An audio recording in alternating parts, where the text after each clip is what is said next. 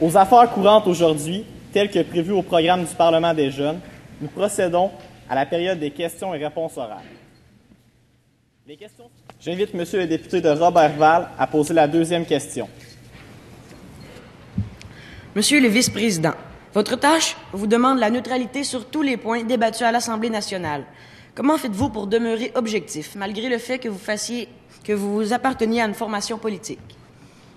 Alors, c'est un défi important pour le président et les vice-présidents de l'Assemblée nationale. Je cède maintenant la parole à Monsieur le député de Roberval. Merci, Monsieur le Président.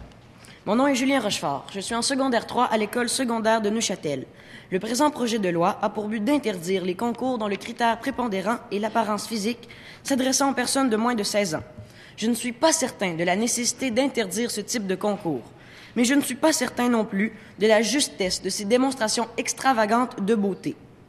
Le fait que certains parents obligent leurs enfants à participer et dépensent des fortunes pour que celles-ci soient belles est déplorable. Comme pour les concours de beauté, certains parents encouragent parfois très fortement leurs enfants à jouer au hockey. Dans la majorité des cas, les jeunes hockeyeurs s'amusent, mais pour d'autres, c'est moins certain. Pourtant, on n'en parle pas tant que ça. Les concours de beauté pourraient inculquer aux participants la base d'un spectacle sur scène, comme le ferait un cours de théâtre. De plus, je me questionne sur la valeur des amendes imposées aux organisateurs de concours, ainsi qu'aux parents ou tuteurs légaux des enfants qui tenteront de s'inscrire au concours. 30 000 ou 3 500 $, je pourrais dire d'autres chiffres. Mais ne pourrait-on pas envisager une peine de travail communautaire qui obligerait les fautifs à réfléchir sur le sujet? Et les retombées pourraient-elles être communiquées à la population? Après tout, l'éducation n'est-elle pas le meilleur gage d'une société mature et conséquente? Chose certaine, les valeurs de notre société évoluent et il faut être de son temps. Mais à quel prix? Au plaisir d'en débattre en commission parlementaire. Merci, Monsieur le Président.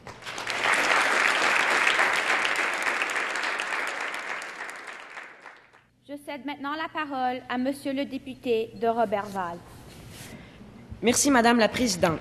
Le projet de loi numéro 2 est, à mon humble avis, une façon bien concrète de prendre le pouls du monde du travail, de son organisation et de l'importance de bien comprendre les dynamiques d'entreprise.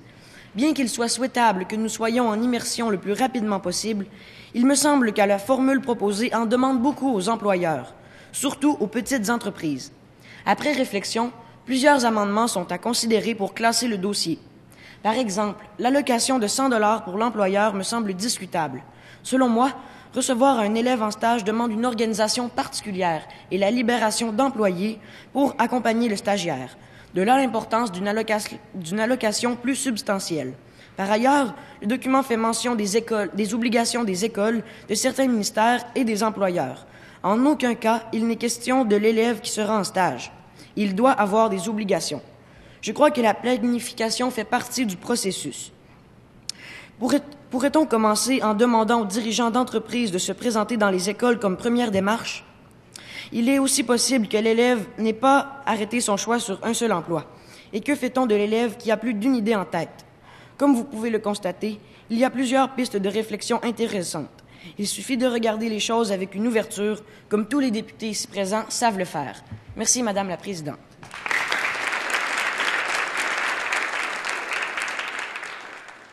Merci, Monsieur le député.